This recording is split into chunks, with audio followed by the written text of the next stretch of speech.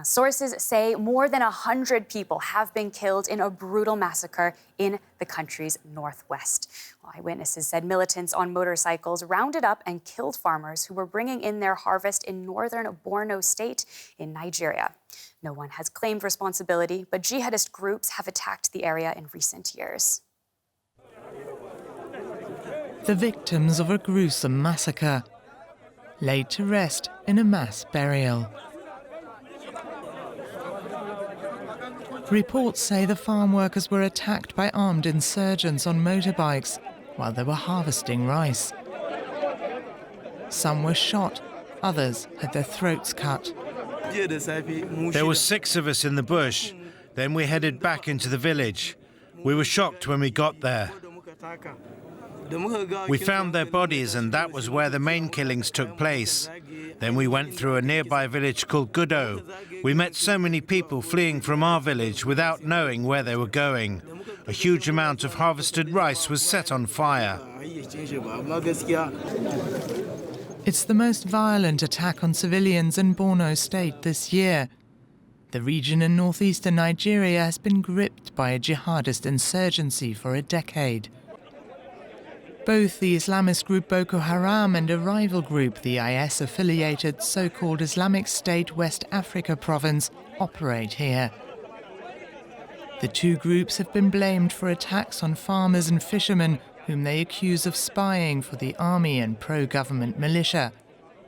But so far, there's been no claim of responsibility. Boko Haram killed many of our people. We need assistance. We need weapons, because we have young men who can guard our farmers while they work.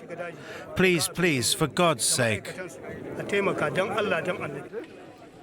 The Nigerian military has been unable to quell the insurgency, in which tens of thousands have been killed or abducted. There are reports that several women may also have been kidnapped in the latest incident, and a number of men remain missing, raising fears that the death toll from this brutal attack could still rise. Let's cross straight to Lagos, Nigeria, and our correspondent, Funny Fachar, who is standing by for us. Funny, this is a horrific attack, and there's still some uncertainty about the death toll. What more can you tell us from where you are? There are conflicting numbers, Claire. The Borno State governor has released the number 70, that at least 70 people have been killed. UN reports at least 110 people have been killed. So the number will be at least within that range, between 70 and 110. But if you zoom in on that number and on this horrific attack, you will also see a long history of over 1 decade of brutality carried out by militants, not only in the northeastern part of Nigeria, but also in other parts, especially in the north of the country. Now, this particular attack happened just outside of Maiduguri, 15 kilometers outside of Maiduguri, which is also sadly called the birth city of Boko Haram, because this is from where the entire uprising started over 10 years ago. Now, what we can tell at this point is the attack happened on Saturday, the burial happened yesterday, and after that horrendous attack, a lot of farmers actually in the region have left their farms. They are concerned and worried that another attack will be carried out by Boko Haram. Now, to put this in context, just recently and in this month, the Nigerian military has carried out a couple of airstrikes against militants, but the people here in Nigeria are frustrated. They say they're not doing enough because they're not able to stop this violence that's been ravaging this country for the past 10 years. Well, no group so far has said it was responsible for these killings. The Islamist groups Boko Haram and Islamic State West Africa are, of course, both active in the region. What are you hearing from there?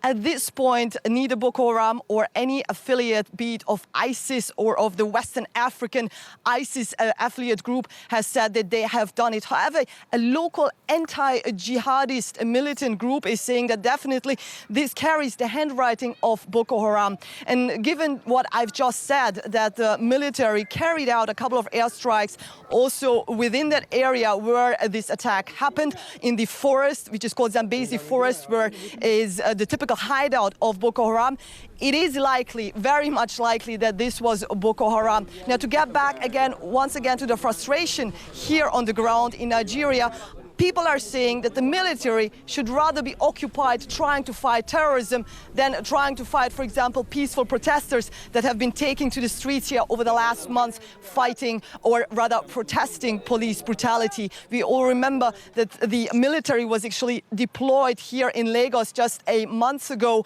to trying to quell protests. So people are saying they should not quell protests against the government, but make sure that there is a stop and end to this violence that is carried out by militants as Boko Haram. DW correspondent Funny Fachar for us in Lagos. Thank you very much.